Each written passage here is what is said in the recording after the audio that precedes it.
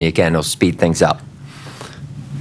Absolutely. Thank you, Mr. Chairman, and thank you to the committee for looking at moving these bills today. First of all, the reason for 3 bills is we have to amend 3 different county codes, and they're all similar in nature. What the bill does is addresses some instances that I've seen in my district, and I've heard from other members that have happened in their districts, which is that there's been a total disregard and disrespect for veterans' grave sites, their families, with the way cemeteries place flags on the graves, the timeliness of removal, the inconsistencies from one cemetery to the next.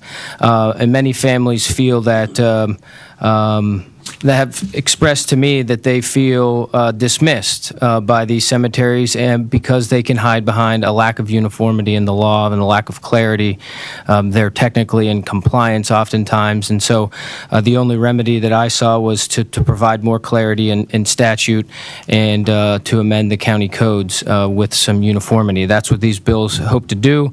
It's to provide structure, to provide increased communication between the cemetery owners and operators, the Veterans Affairs departments in our counties, and veteran service organizations. Obviously, the diversity of Pennsylvania, you can imagine, different counties treat grave sites of veterans and placement of flags differently.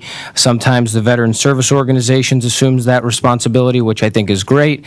Sometimes the Veterans Affairs department in our county courthouses take care of making sure that our cemeteries are in compliance and allowing family members to receive the flags. Some counties pay for the flags to be placed. There's a lot of different options, and I think that's good.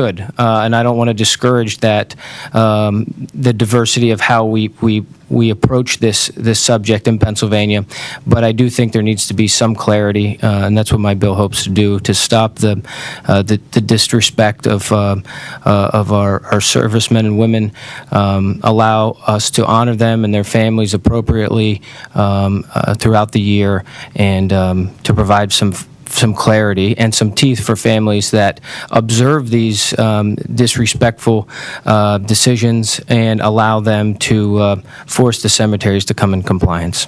So thank you, Mr. Chairman. Great.